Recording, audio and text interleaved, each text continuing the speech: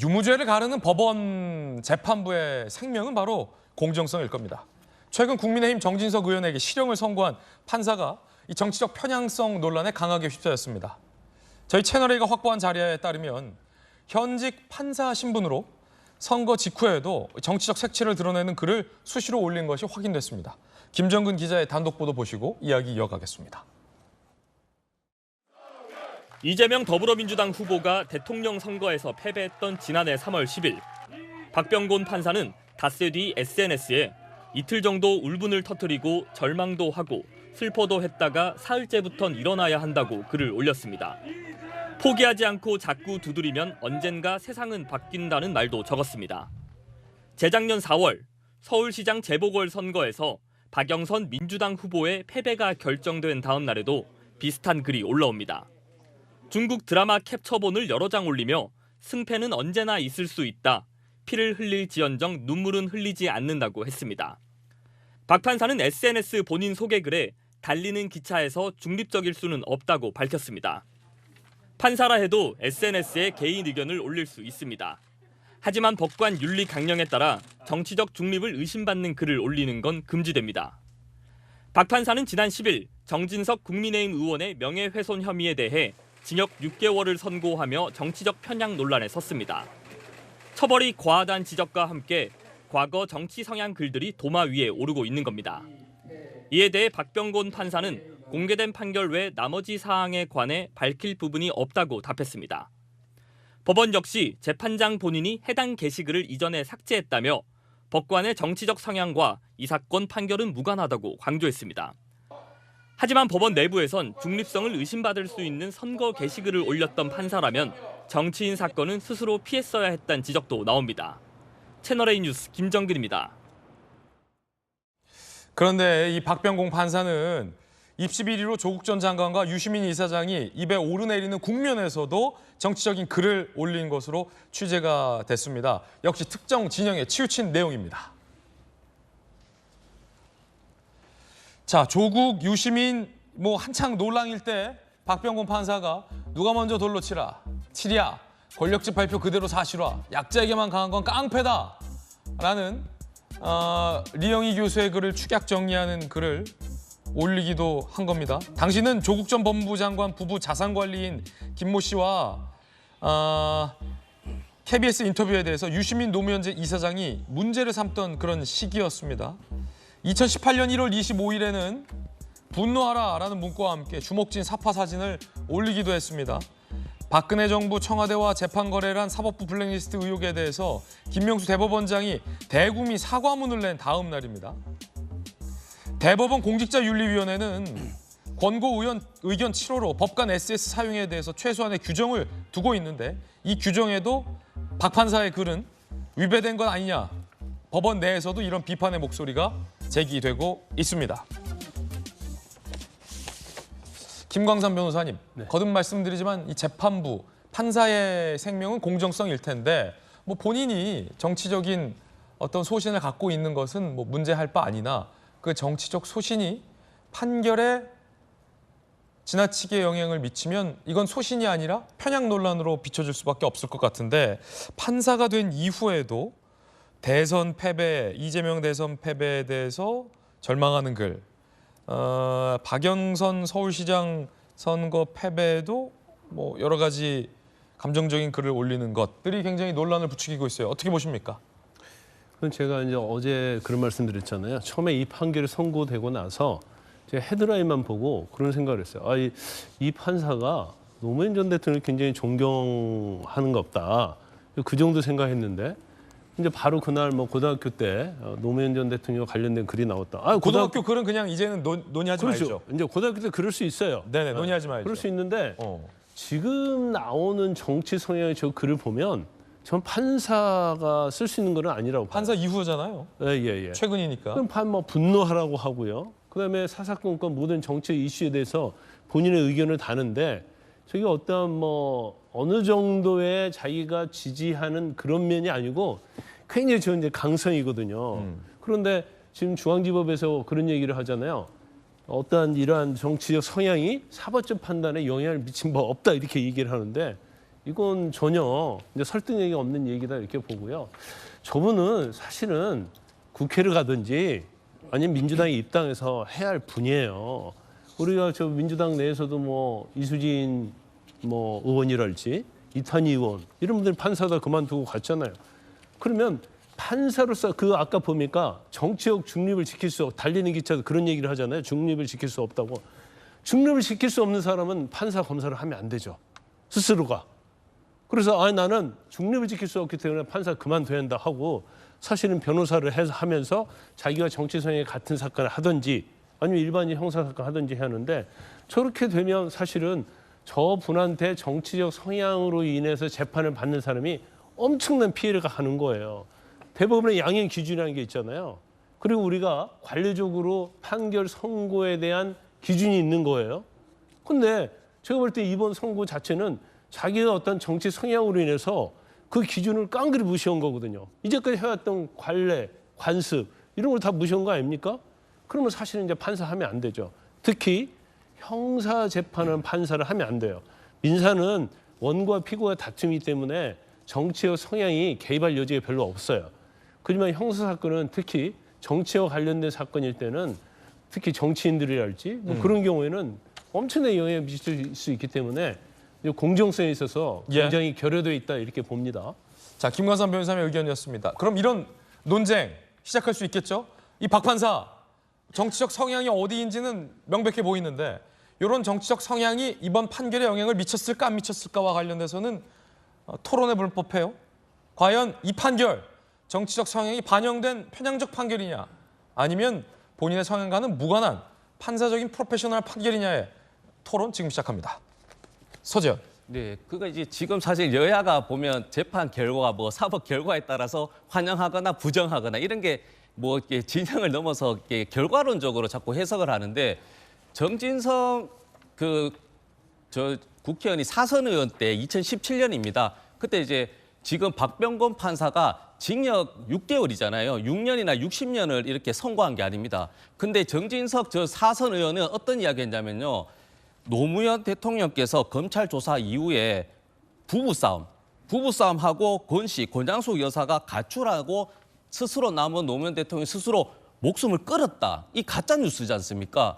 그러니까 윤석열 정부에서는 정말로 가짜 뉴스 엄벌에 처하지 않습니까? 그래서 한동훈 법무부 장관도 노래방에서 노래 안 부르는데 노래 불렀다고 해서 10억의 소송을 걸었거든요. 저는 징역 6개월 자체에 대해서 이것이 과하나 저는 그렇게 생각하지는 않습니다. 그래서 저는 이 판사 관련해서 정치적 성향의 글에 대한 비판을 할 수 있지만 말씀하셨지만 그것이 꼭 정진석 의원의 실형과 이게 과도하냐 그리고 연관되어 있느냐 그거는 저는 좀 별개로 봐야 된다. 그렇게 하고 또 얼마 전에 계속 좀 희화했던 뭐 곽상도 의원 아들 50억 무죄도 나왔지 않습니까? 그래서 일국에서는 사법부를 불신해서 AI로 하자라는 이야기도 있듯이 AI.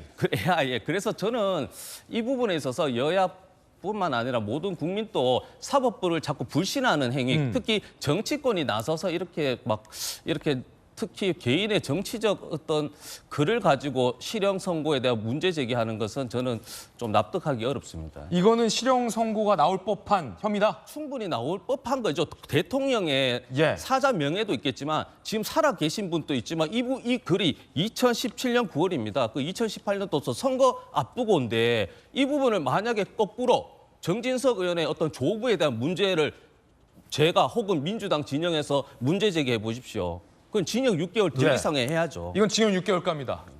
하지만 이 법조계에서는 유시민 이사장의 허위사실 공표 관련해서는 사실은 징역이 나오지 않았던 것과 관련해서 형평성 문제도 제기되고 있긴 합니다.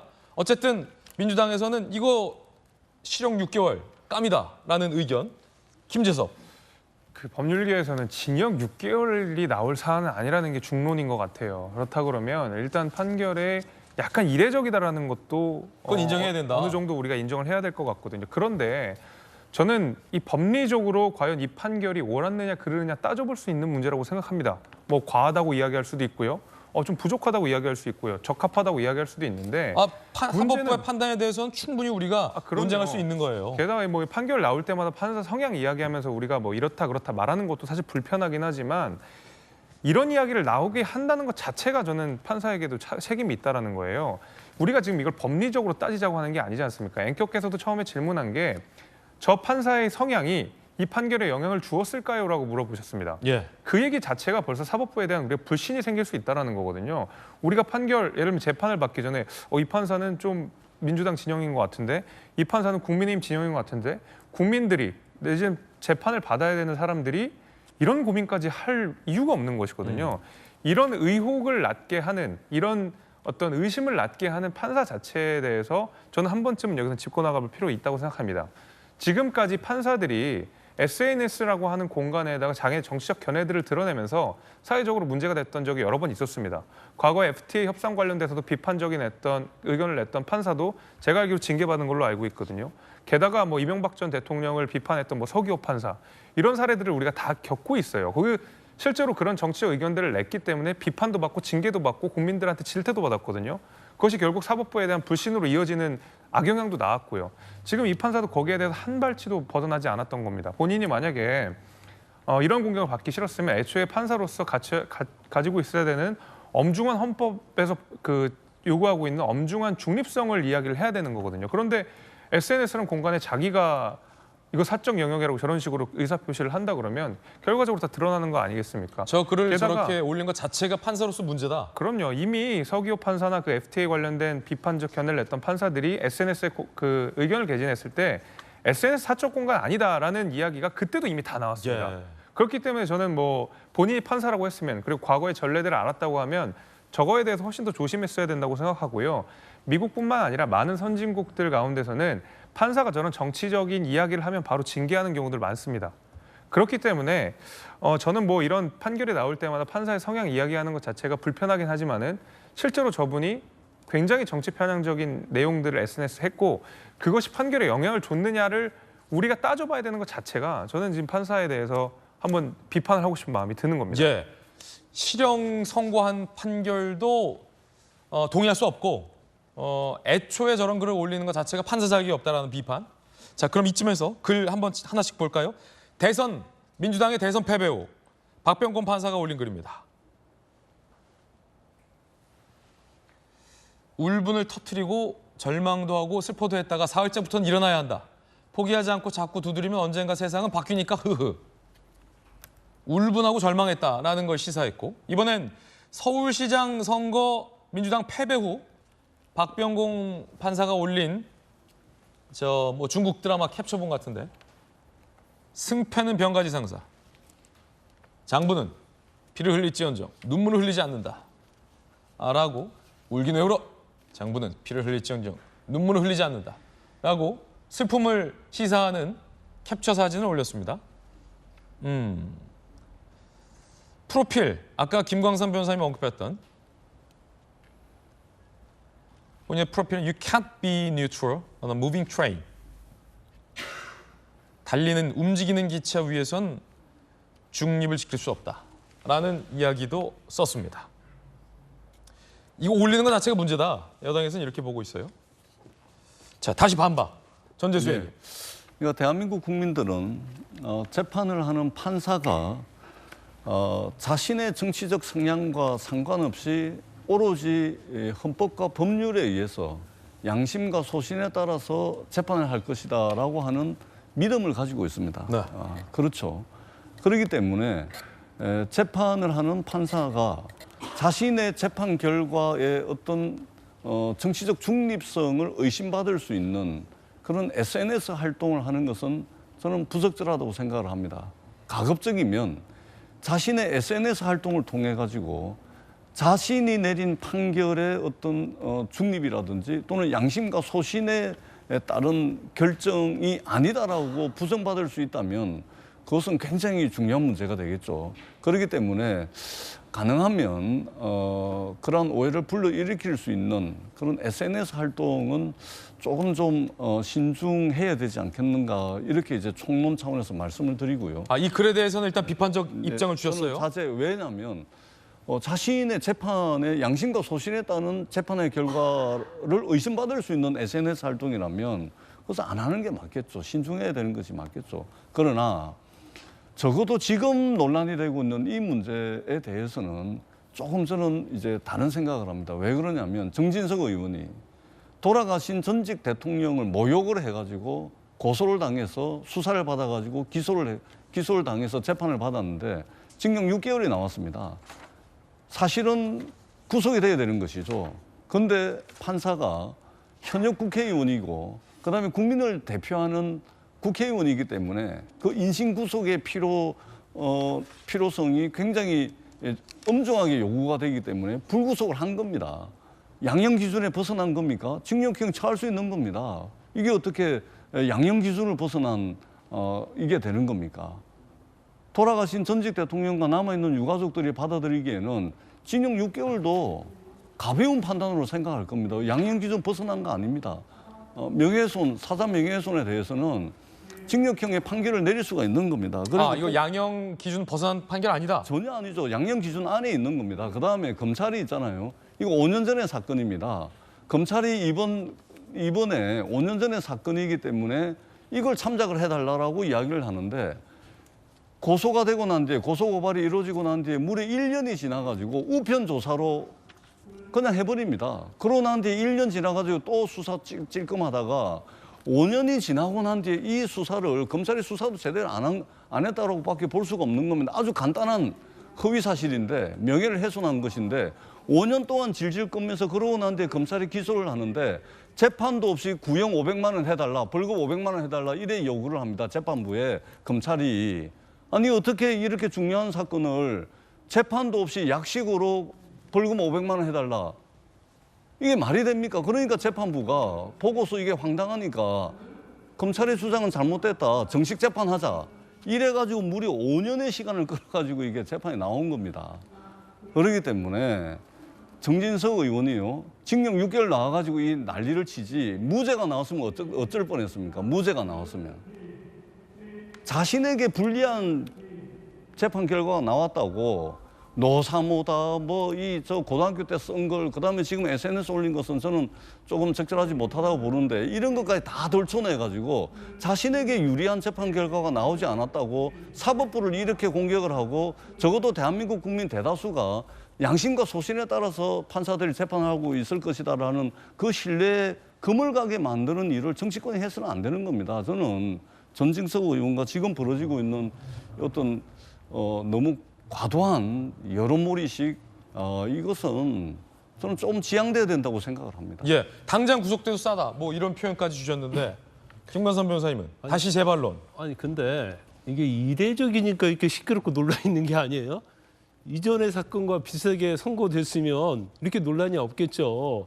그다음에 두 번째 이제 양형 기준 이야기를 하는데 양형 기준은요 유족이 정하는 거 아니에요. 유족의 감정에 그대로 따라선다고 한다면 정의원을 사형이나 무기징역 처하도록 하는 게 유족의 마음이겠죠. 구치소 넣어서 평생 못 나오게 하는 것이. 근데 법이라는 것은요 잘못한 만큼 처벌하는 거예요. 근데 잘못한 만큼 처벌하는데 이게 어떤 판사의 개인적 감정이랄지 정치 성향에 의해서 그것이 굉장히 남발이 되면 안 되기 때문에 그래서 대법원의 양형 기준이라는 게 있는 거거든요. 예. 그리고 이제 관례라는 게 있는 거고 이제 정진석 의원의 어떤 이런 행동을 절대 옹호하고 싶지 않고 옹호할 내용도 아니고 당연히 처벌받아야 하는 건 맞죠. 그렇지만 이거 자체가 사실은 잘못된 건 맞지만 잘못된 만큼 처벌받아야 하는데 왜 기존에 비해서 왜 이렇게 달라졌느냐, 왜 이렇게 과도하냐 이 부분에서 지금 우리가 논란이 되고 있는 거예요. 그래서 논란이 되고 있다 보니까 이 판사의 어떤 정치의 성향이 이런 것들이 드러나게 된 거고 그다음에 이제 제가 어제 말씀드렸잖아요. 그러면 왜 6개월이 되는가에 대해서 사실은 이제 판결 이후에 적시를 잘 해야 돼요. 판결문에. 설득력 있었는데 판결 이후에 뭐라고 하냐면 노무현 전 대통령이 공적 인물이 아니다라는 거예요. 그리고 노무현 전 대통령과 권양수 여사 노무현 전 대통령과 부부 관계 자체가 공적 관심사가 아니다. 그럼 공적 인물도 아니고 공적 관심사가 아니면 사인이라는 거 아닙니까? 근데 이렇게 형벌을 많이 주는 거예요. 그래서 이게 사실 이전의 어떤 유사한 사건에 비해서는 너무 이제 과도하게 형벌이 많이 하다 보니까 지금 논란이 되고 있는 거죠. 제가 개인적으로 볼 때는 항소심에서는 아마 형이 굉장히 낮춰질 거예요. 낮춰지면 1심 판결이 잘못됐는지 잘못되지 않았는지에 대한 판단이 다시 될 거라고 봅니다. 제가 짧게 다시 말씀드리지만 항소심 두고 보자. 양형 기준 징역 6개월이 어디랑 비교해서 이례적이고 과하다는 이야기입니까? 전직 대통령을 모욕하고 사자 명예를 훼손해가지고 기소돼서 재판 결과 6개월 나온 적이 있습니까? 어떤 사건과 비교해서 양형이 과하다는 겁니까? 이전에 전직 대통령이 이런 식으로 모욕하고 해가지고 기소돼서 재판 결과 나온 적이 있습니까? 그리고 오히려 이런 단순한 형사 사건을 5년 동안 수사를 고소고발되고 1년 있다가 처음으로 우편 조사하고 그리고 또 1년 있다가 또 찔끔하고 그리고 5년 있다가 기소를 해가지고 재판을 하고 그것도 재판도 없이 약식으로 벌금 500만 원 내려달라고 이야기한 검찰이 이게 넛장 수사, 봐주기 수사 결국 해가지고 결국 재판부에 의해서 철퇴를 맡은 거 아닙니까 오히려?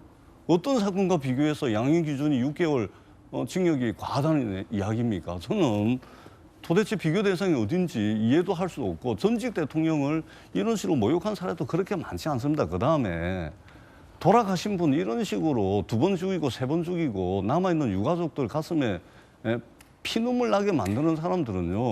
이렇게 하시면 안 됩니다. 이것은 자기가 어떤 대통령을 지지하든 그것과 상관없는 일입니다. 이것은 인권에 관한 문제이고 인간이 살아가는 사회에 있어서 보편적 원칙의 문제이기 때문에 이런 식으로 하면 안 됩니다. 이런 거는 철퇴를 한번 내려가지고 2번 다시 돌아가신 분과 남아있는 유가족에게 피눈물 흘리는 그런 일을 하면 안 됩니다. 절대 이런 거 해서야 되겠습니까? 피눈물 하면 안 되는 거 맞아요. 뭐 완전 적절히 옳으신 말씀인데 아니 그럼 전직 대통령을 폄하하고 명예훼손한 사건이 똑같은 사건이 없으니까 비교 대상이 아니다 이런 말씀은 맞지 않아요. 왜냐하면 전직 대통령 일반 개인 사인이 있어요. 또 어떻게 보면 유명한 사람이 있을 수 있단 말이에요. 그 사람에 대해서 모욕을 했을 때 하고 전직 대통령 모욕했을 때는 양형 기준이 달라져야 합니까? 그럼 전직 대통령에 대한 특권을 주는 거죠. 그런 게 아니고 실은 어떤 허위성의 정도랄지 그로 인해서 피해를 할지 그런 그다음에 사과와 반성을 하고 있는 거랄지 이런 게 양형 기준에 정해져 있는 거예요. 그래서 전직 대통령을 비판했을 때는 명예했을 때는 형량을 엄청 높여라. 이런 양형 기준이 있을 수가 없어요. 그리고 똑같이 전직 대통령을 처벌한 사례, 전직 대통령을 비판했을 때 처벌한 사례에 관해서 그걸 양형 기준에 정확하게 명시하지 않거든요. 그러면 결과적으로 우리가 일반적 기준에 의해서 해야 한다는 것이고 더군다나 일반적 기준에 의했을 때 대법원 양형 기준에 의했을 때 또 일반적 사람 감정에 의했을 때 이게 좀 과도했다 이런 부분을 지적하는 겁니다. 예. 제가 다시 조금만 말씀드리자면 짧게 말씀드리겠습니다. 이게 그러면 한 번 더 또 발언권을 드려야 죄송합니다. 돼서. 그러니까 일반 국민이 돌아가신 노무현 대통령과 그 유가족에 대해서 이렇게 했다면 재판부가 벌금 500만 원을 끝냈을 수도 있을 겁니다. 그런데 국회의원 아닙니까? 알겠습니다. 국회의원의 발언이 사회에 예. 미치는 파장과 영향이 얼마나 됩니까? 네, 그렇기 때문에 충분히, 저는 전 의원님 재판부가 말씀 그런 것 같습니다. 이제 예. 좀 저는 여기까지 하겠습니다. 알겠습니다. 저도 여기까지 하겠습니다. 같은 주장 계속 이제 두 분이 저도 여기까지 말씀하셔서 충분히 우리 시청자분들께서도 두 분께서 하시는 말씀 전달되셨으리라 봅니다. 그렇죠? 동의하시죠, 제 말에?